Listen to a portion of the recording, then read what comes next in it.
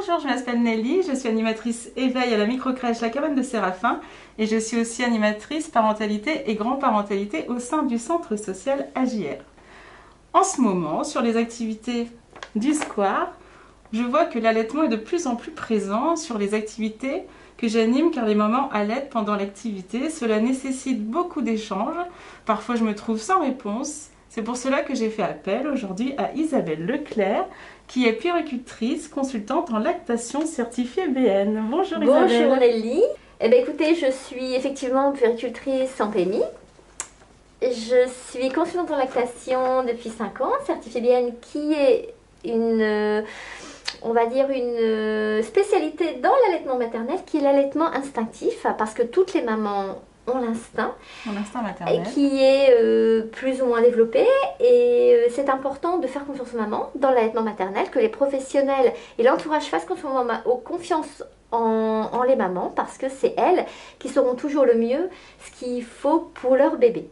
Et surtout dans l'allaitement maternel, dans la mesure où les mamans se posent énormément de questions, l'entourage n'est pas très aidant parfois, et elles se retrouvent souvent en difficulté parce qu'elles ne se font pas confiance, on ne leur fait pas confiance, et surtout les professionnels de santé ne leur font pas confiance.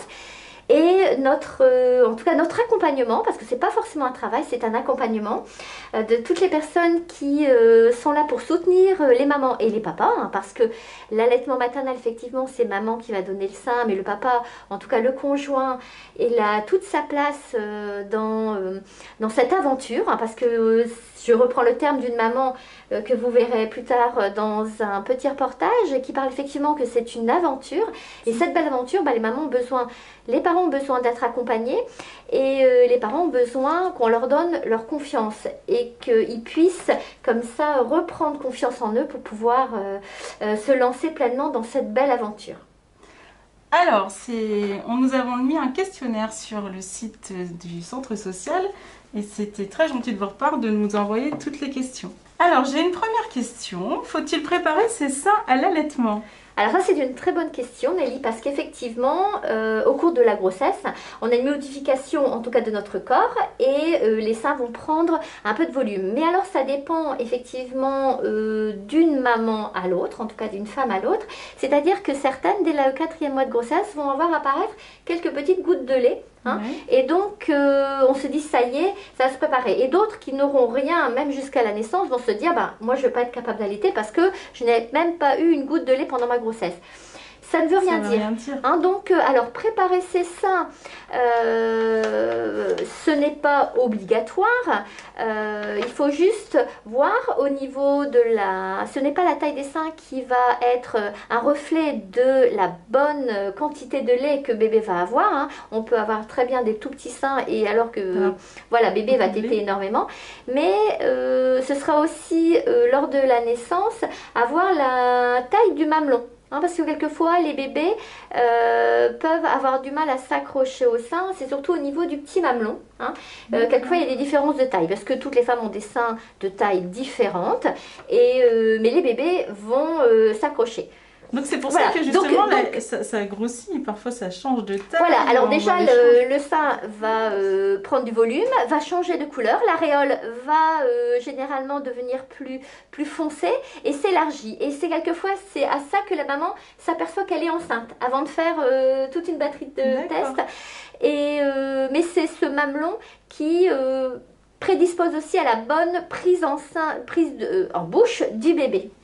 Quelquefois, il y a des mamelons qui sont, on va dire, obliqués ou plats. Hein, et là, on pourra proposer une petite aide à la maman, hein, avec une seringue qu'on va couper, et puis pour essayer de faire ressortir le mamelon. Mais ce sera vraiment un accompagnement personnalisé, hein, quand il arrive ce type de difficulté. Sinon, c'est pas la peine de préparer, en tout cas, les seins, c'est-à-dire pas besoin de faire énormément de massage, de se triturer les seins. Voilà, beaucoup de douceur avec ces seins. D'accord. Ensuite, comment se déroule la première tétée ? Alors, effectivement, en fonction de la naissance, ce première tétée, c'est un moment très très important, mais il va être différent pour toutes les mamans, car ça dépend si la maman elle a accouché naturellement, ce qu'on appelle par voie basse, ou si elle a eu une césarienne. Tout ce temps pourra être préparé ou non. En tout cas, cette première tétée, ce premier contact, en tout cas peau à peau de bébé avec maman, c'est un moment plein de douceur et le bébé, généralement, il va pouvoir téter tout de suite. C'est-à-dire que in utero, le bébé tétait déjà, hein, le liquide amniotique, et quand il se retrouve sur sa maman, il va être attiré en tout cas par le sein parce que l'odeur du colostrum, qui est ce premier lait qui va couler, c'est un lait qui est très épais, jaune orangé, hyper riche en protéines. Et ce colostrum a l'odeur du liquide amniotique. C'est pour ça que le bébé va être attiré par le sein. Alors après, on ne peut pas le laisser non plus 1 heure à crapahuter jusqu'au sein, même si on a les compétences, parce que la naissance est un moment très fatigant pour maman, mais aussi pour bébé. Hein, c'est pas évident. Donc l'accompagnement en tout cas du soignant, pour que le bébé soit bien sur sa maman et bien positionné à la bonne adresse, voilà, c'est toutes les petites choses qui vont faire qu'il y aura un premier contact. Après, nul besoin que la tétée dure énormément de temps. Ce sera déjà le premier contact du bébé sur sa maman et de la bouche sur le mamelon qui va tout à fait stimuler en tout cas et qui va mettre en route ce processus d'allaitement. D'accord. Ensuite, quelle est la meilleure position pour allaiter? Alors, la meilleure position pour allaiter est une grande question parce qu'effectivement, depuis la nuit des temps, on voit les représentations dans les statues, sur les vitraux ou sur les tableaux où il y a la Madone, hein, cette fameuse Madone où la maman, elle a son bébé, elle est penchée vers lui, effectivement, le petit bout, il est contre sa maman. Alors effectivement, c'est très important hein, que le nombril du bébé soit contre la peau de la maman, contre le nombril de la maman, parce que pendant 9 mois, il est rattaché à sa maman par le cordon ombilical et donc là à la naissance on coupe ce cordon et il a encore besoin d'être collé à sa maman parce que c'est à partir du nombril que va se redévelopper tous les réflexes archaïques du bébé. Ça va stimuler ce qu'on appelle la radiation du nombril et le fait que le bébé soit posé contre sa maman, c'est ce qui va stimuler encore plus cette montée de lait.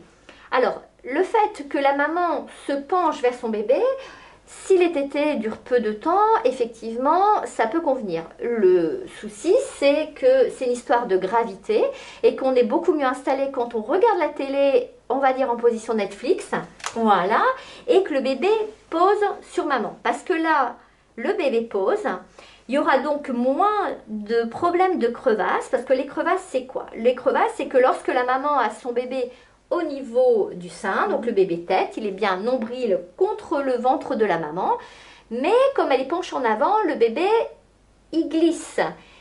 Et pour s'accrocher, parce qu'il faut le dire, on a les seins sensibles hein, quand on vient d'accoucher, quand on va allaiter, et quand le bébé va légèrement glisser, ou la maman, plus ou moins, quand le bébé s'accroche, a un petit mouvement de retrait, le bébé, hop, s'accroche. Et s'accroche avec quoi? Avec ses gencives, pour rester arrimé au sein.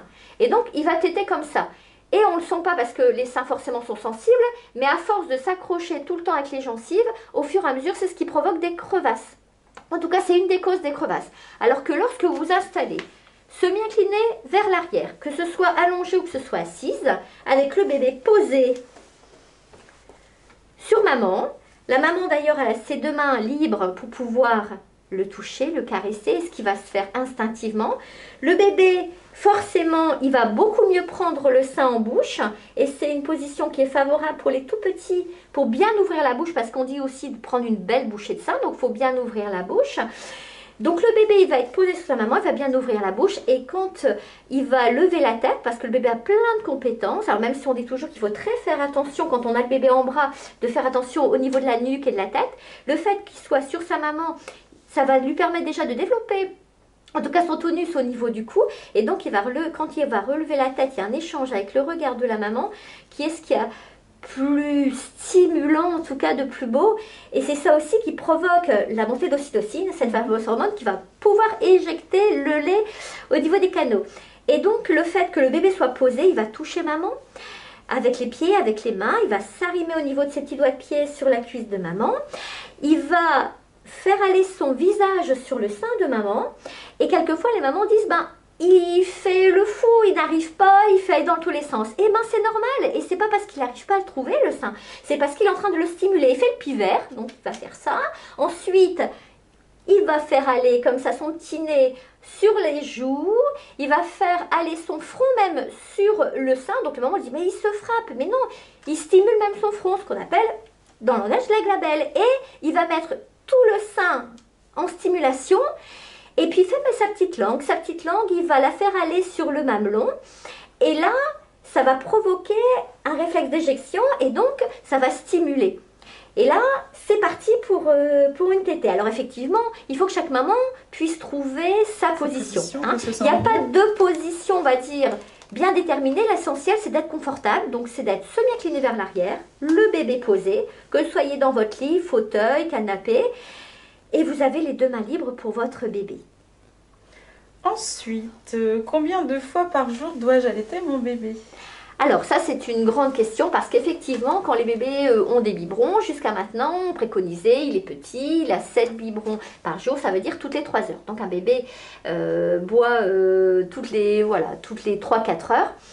Et l'allaitement, comment est-ce que justement je dois faire pour qu'il ait une grande quantité et combien de fois dois-je l'allaiter? Alors c'est très aléatoire parce que le bébé, in utero, il tétait tout le temps. Il tétait selon son rythme. Et donc là c'est la même chose. Alors effectivement, on a l'habitude de programmer les biberons parce que c'est toutes les 3 heures et on penserait que pour l'allaitement c'est la même chose. Et pas du tout. Alors effectivement ça demande un grand lâcher prise, ça demande à être à la disposition de son bébé, ce qu'on n'a pas l'habitude parce que quand on est adulte on n'a plus envie d'être à la disposition d'un enfant. Mais là les 2 premiers mois de la vie de son bébé, il faut se connaître, il faut s'observer et suivre le rythme du bébé. Parce que c'est quand même beaucoup plus naturel de suivre le rythme de son bébé que d'imposer à son bébé de suivre son rythme, même si on ne le comprend pas tout à fait. Mais là, le bébé va téter, quelquefois beaucoup, quelquefois moins, en fonction de ses besoins. Et c'est important, c'est de suivre les besoins du bébé. Donc effectivement, les premiers mois, en tout cas les 2 premiers mois, on peut aller jusqu'à 8 à 12 tétés par jour. J'ai une autre question de notre maman qui me dit quand faut-il changer de sein? Alors, lorsque on donne le sein, effectivement, il y a des versions où il faut donner un sein lors d'une tétée et changer de sein lors de la tétée suivante. Ce qui est préconisé, en tout cas, c'est... il n'y a pas de préconisation, je veux dire. C'est-à-dire qu'on peut donner 1 ou 2 seins lors des tétées, c'est selon toujours le besoin de bébé. Alors, il ne faut pas non plus se dire « Ah ben non, mais j'ai donné un sein, il faut absolument qu'il soit vidé et que je donne le prochain à la tétée suivante. » Non, parce que le bébé, il a des besoins qui évoluent, en tout cas au cours de la journée, et quelquefois il va avoir besoin d'un sein, donc il va bien vider le sein. À la fin de la tétée, vous allez sentir que voilà, votre sein est plus souple, donc moins de lait ou plus de lait. Et finalement, il a encore un besoin. Et bien, vous pouvez lui proposer le second sein, il n'y a aucun souci. Alors effectivement, on va aussi vous dire que en début de tétée, on a les sucres et en fin de tétée, on a les graisses. Et vaut mieux de finir sur un sein complet pour avoir les graisses, pour que ce soit bien digéré, que le bébé soit apaisé. S'il commence à boire après un lait qui va être un peu plus sucré, il risque d'avoir des coliques.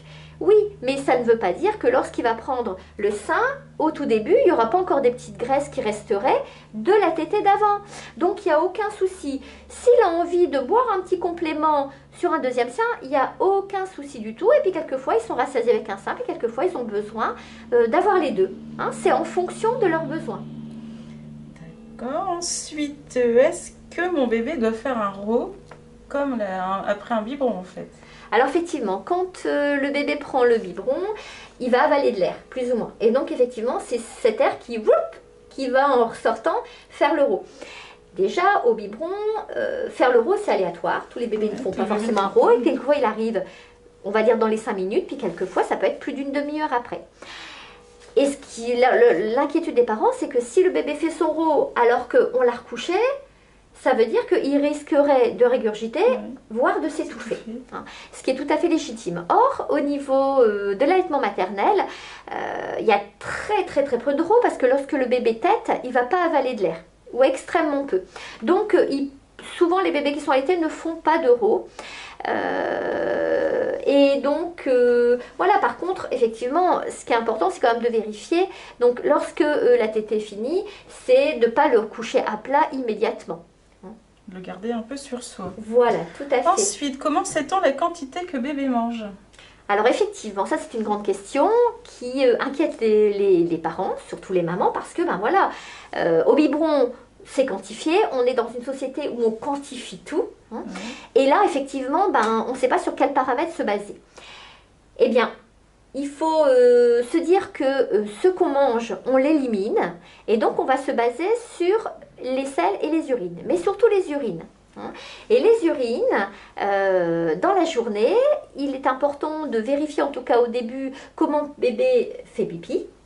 Et s'il a 5 à 6 couches pleines de pipi par jour, ça veut dire qu'il boit bien et que ça rentre bien. Alors une couche pleine de pipi, il faut se dire que c'est comme si vous aviez un pot de yaourt ou un œuf dans la main. Parce que maintenant, effectivement, avec les couches où il y a le petit trait qui change de couleur, on va dire, bah, ça y est, il a fait pipi.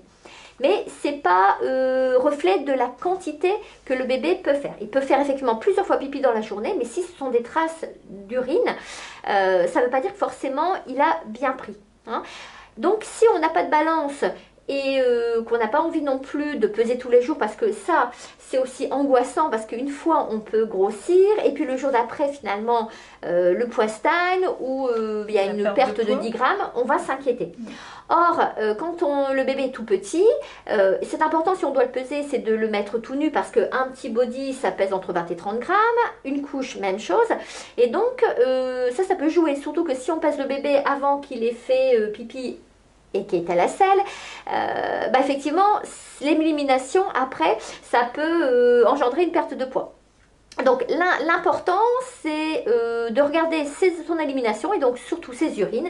Et s'il y a 5 à 6 couches pleines de pipi par jour, c'est qu'il est tout à fait rassasié. Voilà. D'accord.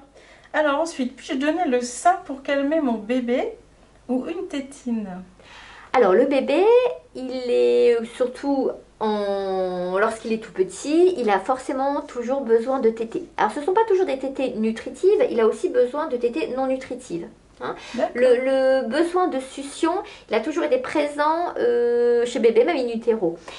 L'important, c'est que lorsque bébé a tété et qu'effectivement, au bout d'un moment, la maman peut avoir mal au mamelon, ils peuvent commencer à être irrités ou on s'interroge parce que le bébé est toujours au sein et qu'on a envie de faire une pause, on peut parfois donner une tétine. Alors effectivement, c'est vraiment à donner avec parcimonie, parce qu'en fonction de l'âge du bébé quand il est tout petit, on parle de cette confusion sein-tétine. Effectivement, le bébé ne va pas positionner sa langue de la même façon lorsqu'il est au sein que lorsqu'il a une tétine dans la bouche. Or, cette mémoire ne peut se faire que lorsqu'il y a une petite pratique et le bébé, on considère qu'au bout d'un mois, il va pouvoir faire la différence. Bon, ça c'est, on va dire, une chose qui a été posée après des études, mais c'est très aléatoire parce qu'il y a des bébés tout de suite, ils vont quelquefois prendre le biberon et prendre le sein, ce qu'on appelle quelquefois un allaitement mixte, aussi bien et facilement. Et par contre, d'autres enfants vont avoir du mal, une fois qu'ils vont avoir la tétine en bouche ou un biberon, après à téter correctement. Donc, mais il y a des moments où effectivement, on a besoin de mettre la tétine à bébé parce qu'il est au sein, on a l'impression qu'il n'est pas rassasié et ça peut soulager quelques instants. C'est-à-dire que de coup, vous lui mettez une tétine, alors privilégiez les tétines qui sont en caoutchouc, même avec la bague qui est en caoutchouc et pas une bague en plastique dur. Et donc, ce qu'on peut proposer, c'est que voilà, on la donne à bébé et dès qu'on voit qu'il va s'endormir, en tout cas, c'est de lui retirer. Pour éviter que lorsqu'il va se remettre en position, on va dire, de sommeil calme, où il pourrait être en capacité de téter, c'est qu'il ne se retrouve pas avec la tétine dans la bouche, qui va téter, et comme il n'y a rien qui viendra, il va se mettre en sommeil plus important, et va plus forcément avoir envie de téter. Voilà, donc c'est bien de pouvoir quelquefois lui proposer quand on peut arriver à un moment où on est fatigué, on a envie de souffler, et ça permet de, voilà, pendant 5 minutes, de souffler. Et puis ensuite, comme ça, on lui a proposé à bébé, ensuite on lui retire tout doucement, comme ça il n'a pas la tétine dans la bouche et sera en capacité de retéter par la suite. Ensuite, est-ce que je peux manger de tout pendant l'allaitement? Oui, l'allaitement, c'est pas comme la grossesse. La grossesse, effectivement, il y a des aliments qui sont interdits parce que ça peut engendrer des maladies pour le bébé. Alors que pendant la grossesse, pendant l'allaitement, vous avez le droit de manger de tout. Alors effectivement, les aliments dits forts, comme le chou, bah oui, c'est autorisé. Après, effectivement, c'est comme tout, c'est en quantité raisonnable.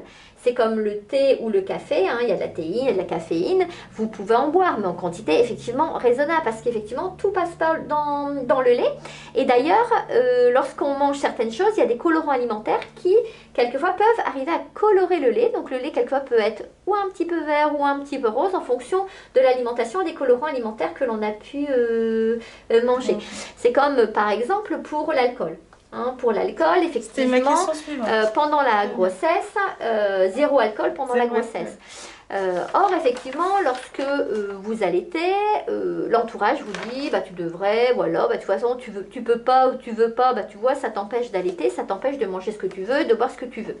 Alors, effectivement, on n'est pas dans non à l'alcool, mais avec effectivement modération, et il faut que ça reste festif. Un plaisir, festif. Voilà, à des moments bien donnés. C'est-à-dire qu'effectivement, quand il est tout petit, c'est quand même déconseillé parce que les tétés vont s'enchaîner et l'alcool, comme dans le sang comme dans le lait maternel, se dissout à la même vitesse, de toute façon. Donc effectivement, quand il y a un nombre important de tétés, c'est compliqué. Par contre, ce qui peut être fait, c'est que l'enfant est un peu plus grand et on peut compter 3 heures avec l'élimination, on va dire, d'un verre d'alcool et encore pas d'alcool fort. C'est quand même très déconseillé de boire des alcools forts, type whisky, vodka, des choses comme ça. Mais ça n'empêche pas les mamans, si elles ont envie de boire une bière ou un verre de champagne, de pouvoir le faire. Hein. Quelquefois, ce qu'elles font aussi, c'est qu'elles vont tirer leur lait pour se faire une petite réserve. En tout cas, d'avoir à un moment où le bébé va avoir besoin de téter et qu'elles auraient pris de l'alcool, c'est de pouvoir donner ce lait. Pas forcément au biberon, mais peut-être à la tasse ou avec une petite seringue. Et puis, d'éliminer en tout cas de ce qu'elles vont tirer leur lait peu après avoir pris de l'alcool, elles vont le jeter.